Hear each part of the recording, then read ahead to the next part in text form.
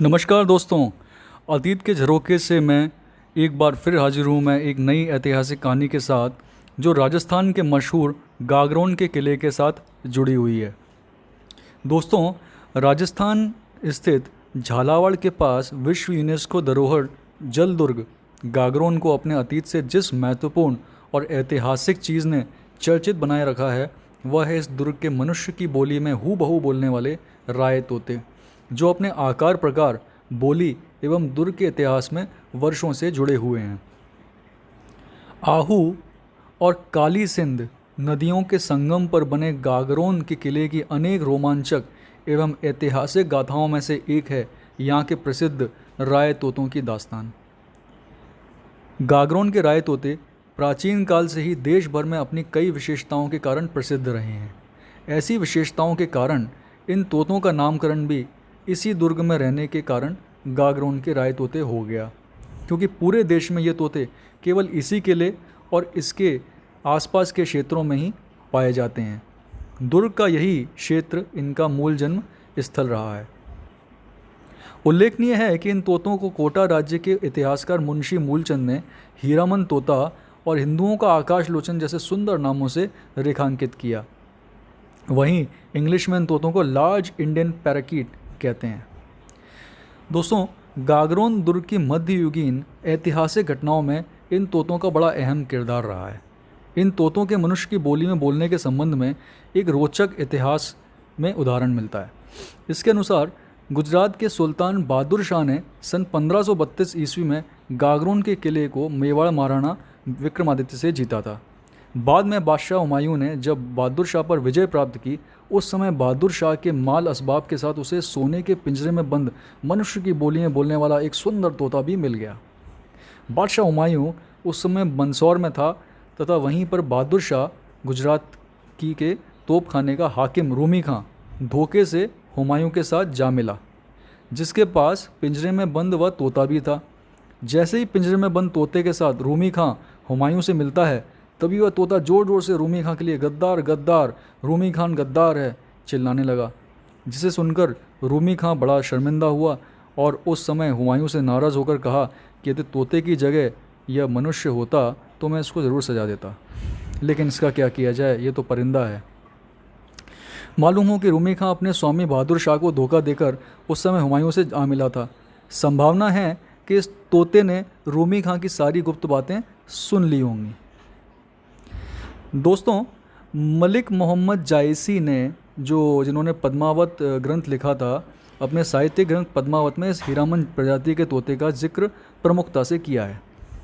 उक्त ग्रंथ में इस तोते के आशय से संबंधित वर्णन में यह लिखा गया है कि श्रीलंका, जो इसे सिंगल द्वीप भी कहते थे, सिंगल द्वीप की राजकुमारी के अप्रतिम सौंदर्य का वर्णन सुनकर चित्तौड़गढ़ के राजा रत्न सिंह ने पद्मिनी को प्राप्त करने में सफलता हासिल की थी।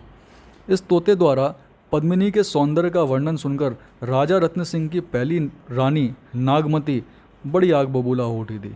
उस समय यह तोता पद्मिनी के पास था। ऐसा माना जाता है कि बेशक यह तोता गागरोन का ही रहा होगा। मान्यता यह भी है कि पुराने समय में गागरोन के खींची राजपूत शासक इन तोतों को सैनिक प्रशिक्षण दिलवाकर हजारों की संख्या में पालते थे। इन तोतों का सामरिक दृष्टि से बड़ा महत्व था। युद्ध के समय गागरोन दुर्ग की प्राचीरों की बुर्जियों तथा उनके छेदों में बारूद से भरी छोटी छोटी तोपें लगा दी जाती थीं और सैनिक इन प्रशिक्षित तोतों को जलती हुई लकड़ी चोंच में पकड़ा देते थे। ये तोते जलती लकड़ी को तोपों के छेदों में घुसा देते थे। तब दुर्ग के सैनिकों का काम आसान और शत्रु सेना का सफाया हो जाता था। इन तोतों का जिक्र मांडू के सुल्तान होशंग शाह गौरी से भी जुड़ा जाता है, जिसके हाथ में गागरोन आक्रमण के समय 1423 ईस्वी में यह पड़ गया था। ऐसा माना जाता है कि इन तोतों का मुख्य आश्रय स्थल गागरोन के किले की चूड़ी बुर्ज, राम बुर्ज, लाल दरवाज़ा और किले के अंदर घने पेड़ों एवं पास के आमझर के जंगलों और खाइयों में बहुतायत से होता था। इन्हीं जगहों पर ये अपना वंश भी विकसित करते थे। यह इनके सुरक्षा स्थल थे, क्योंकि नदी की गहराई, सघन वन और किले की ऊंची दीवारों की खाइयों में और सैनिकों शासकों से निडरता का वातावरण इन्हें खूब मिलता था। गागरोन के राय तोते सामान्य तोतों से आकार, प्रकार तथा वजन में अलग होते हैं। इन तोतों का रंग गहरा हरा होता है।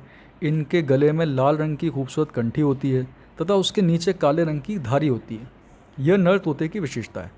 जब ये तोते वयस्क हो जाते हैं और एक कंठी पूरी तरह से उभर आती है तो बड़ी आकर्षक लगती है। अच्छा, इन तोतों के पंखों पर लाल रंग के पद्म भी बने होते हैं। इनकी पूंछ सामान्य तोतों से लंबी, वजन सामान्य तोतों से दुगना और इनकी आवाज़ भी स्पष्ट और बुलंद होती है। और ये तोते सीखने में भी बहुत तेज़ होते हैं। देश की आज़ादी के बाद गागरोन के जंगलों में इन्हें काफ़ी पकड़ा गया, तो धीरे धीरे ये तोते भी गायब होते चले गए। बहेलियों ने भी इन्हें पकड़कर ऊंचे दामों पर बेचकर खूब चांदी कमाई। ये तोते सामान्य तोतों से भी चूंकि बड़े होते थे और काफ़ी अच्छे होते थे, तो इसलिए इनके दाम भी अच्छे मिलते थे। तो इसके फलस्वरूप गागरोन से यह प्रजाति दूर होती चली गई। लेकिन आज भी झालावाड़ और गागरोन गांव के कुछ एक परिवारों में ये तोते आज भी देखे जा सकते हैं। वहीं देश के कुछ महानगरों, कुछ मेट्रोपॉलिटन सिटीज़ के जो बर्ड म्यूज़ियम हैं, पक्षी संग्रहालयों में भी इन्हें आजकल देखा जा सकता है। तो दोस्तों, ये थी गागरोन किले से जुड़ी हुई कहानी। उम्मीद है आपको ये कहानी ज़रूर पसंद आई होगी, ये सारी ऐतिहासिक कहानियाँ। अगली एपिसोड में फिर ऐसी एक कहानी आप लोगों के सामने लेकर मैं हाजिर होऊंगा। तब तक के लिए अपना बहुत ध्यान रखिए। तब तक के लिए नमस्कार, धन्यवाद।